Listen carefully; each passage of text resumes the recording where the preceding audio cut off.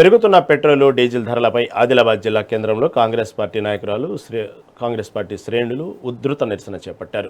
DCC అధ్యక్షులు doctor Naresh Jadhav ఆదేశాల మేరకు స్థానిక ఎన్టీఆర్ చౌక్లో కాంగ్రెస్ శ్రేణులు భారీగా తరలివచ్చి ఆందోళనకు దిగారు.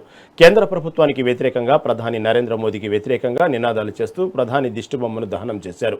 5 రాష్ట్రాల ఎన్నికల సమయంలో ఇంధన ధరలు పెంచబోమని చెప్పిన కేంద్రం ఎన్నికలు ముగిసిన కొద్ది రోజులకే వరుసగా 3 సార్లు ధరలు పెంచి సామాన్య ప్రజలపై భారం మోపిందని కాంగ్రెస్ నాయకులు మండిపడ్డారు.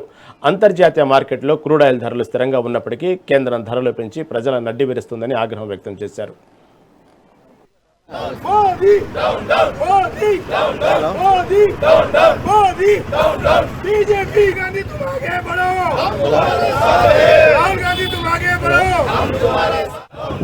మా రాష్ట్ర అధ్యక్షుని పుట్టినరోజు శుభాకాంక్షలు తెలియజేస్తూ ఏదైతే ఇప్పుడే అధ్యక్షుడిని అక్కడ మా పార్టీ ఆఫీసులో కేక్ కట్ చేసి ఇక్కడ నరేంద్ర మోడీ గారు ఏదైతే మా నాయకుడు రాహుల్ గాంధీ గారు ఏదైతే 5 రాష్ట్రాల కన్నా ముందు చెప్పడం జరిగింది. 5 రాష్ట్రాల ఎలక్షన్ అయిపోయిన తర్వాత పెట్రోల్ ధరలు పెంచుతారని చెప్పేసి కడాకండి చెప్పిండ్రు. మేము పెంచామని చెప్పేసి 5 రాష్ట్రాల ఎన్నికల సభలలో ఏ రాష్ట్రానికి అయితే ప్రధానమంత్రి పోయిండో అక్కడ రాహుల్ గాంధీ గారు మాట్లాడుతున్నది తప్పు, మేము పెంచామని చెప్పడం అన్ని రాష్ట్రాలలో బహిరంగ సభలో చెప్పడం జరిగింది.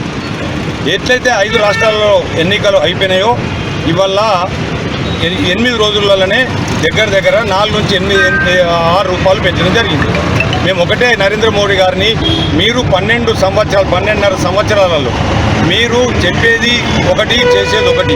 మీరు ఏదైతే ఎలక్షన్ కన్నా ముందు చెప్పినరో ఆ మాట మీద మీరు కట్టుబడి లేడు కాబట్టి మేము ఒకటే కాంగ్రెస్ పార్టీ నుంచి డిమాండ్ చేయగలుగుతున్నాం.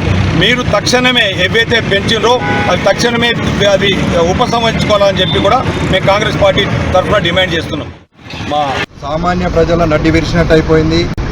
ఎందుకంటే నిత్యావసర వస్తువులన్నీ రేట్లు పెరుగుతాయి, సామాన్యులకు అందే పరిస్థితిలో ఉండదు. కాబట్టి పెట్రోలు డీజిల్ రేట్లు తగ్గించే వరకు కూడా మేము ధర్నాలు కానీ రాస్తారోకోలు కానీ అవసరమైతే ఆదిలాబాద్ని కానీ బంద్ పెట్టడానికి కూడా మేము వెనుకాడమని కూడా చెప్పడం జరుగుతుంది. ఇది బీజేపీ ప్రభుత్వము కంపల్సరీ రేట్లు తగ్గించాలని చెప్పేసి కూడా కోరడం జరుగుతుంది. సామాన్య ప్రజల నడ్డి విరిచినట్టు అయిపోయింది. ఎందుకంటే నిత్యావసర వస్తువులన్నీ రేట్లు పెరుగుతాయి.